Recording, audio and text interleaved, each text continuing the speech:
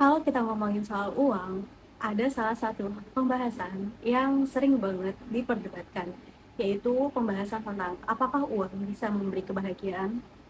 Dan hal tersebut ternyata dibahas loh di dalam sebuah materi psikologi, yaitu psikologi positif. Dan menurut aku ini sangat menarik pembahasannya. Kenapa? Karena ada 3 hal yang menyebabkan kenapa uang bisa dan tidak bisa memberi kebahagiaan. Yang pertama, uang bisa memberikan kebahagiaan, tapi hanya sampai taraf tertentu saja. Jadi, ada sebuah penelitian yang dilakukan oleh Gallup dan Healthway, di mana hasil penelitian menemukan bahwa kebahagiaan akan meningkat seiring dengan meningkatnya pemasukan mereka.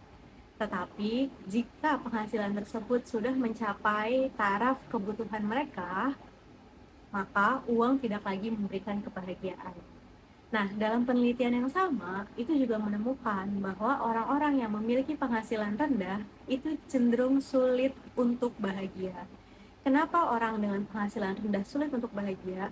Karena hidup mereka disibukkan oleh berbagai kebutuhan-kebutuhan mendasar, seperti kebutuhan sandang, pangan, dan papan. Jadi istilahnya bagaimana mereka mau memikirkan tentang kebahagiaan, mau merasakan tentang kebahagiaan apabila kebutuhan mereka untuk hidup aja itu belum terpenuhi, apabila mereka aja tuh masih bingung besok mau makan apa, apabila tempat tinggal mereka aja masih belum nyaman, dan baju-baju yang mereka gunakan itu masih termasuk baju-baju yang mungkin sudah tidak layak pakai lagi, tapi masih mereka gunakan ya karena nggak ada yang lain. Yang kedua, uang bisa membuat kita bahagia jika kita menggunakannya untuk kegiatan amal. Jadi, sebenarnya uang itu bukan cuma tentang nominal, tapi juga tentang untuk apa uang tersebut digunakan. Nah, salah satu yang membuat bahagia adalah jika uang tersebut digunakan untuk kebermanfaatan, kemaslahatan manusia, atau mungkin dengan lingkungan juga ya. Jadi, apabila kita melakukan kebaikan gitu, nah pasti akan timbul perasaan bahagia, perasaan positif dalam diri kita.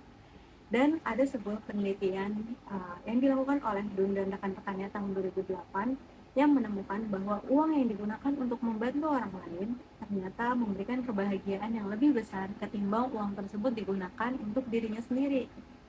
Kenapa hal tersebut bisa terjadi? Karena seseorang bisa menjadi lebih menghargai dirinya sendiri ketika ia bisa membantu orang lain.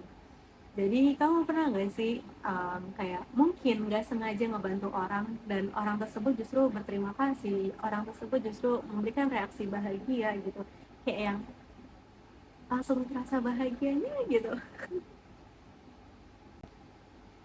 Yang ketiga, uang bisa memberi kebahagiaan apabila kamu menggunakannya untuk membeli pengalaman.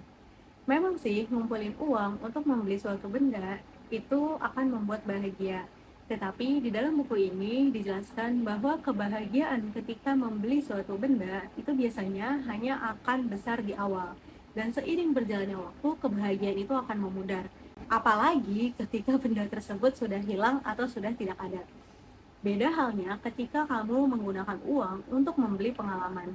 Karena ketika kamu membeli pengalaman, maka pengalaman itu akan menjadi sebuah kenangan yang akan selalu melekat dan bermakna di dalam diri kita, dan entah sampai kapan, dan sifatnya itu udah pasti akan lama.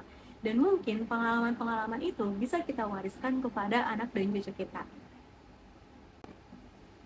Jadi, di dalam buku Psikologi Positif tentang pembahasan apakah uang bisa memberi kebahagiaan, jawabannya adalah bisa iya dan bisa enggak.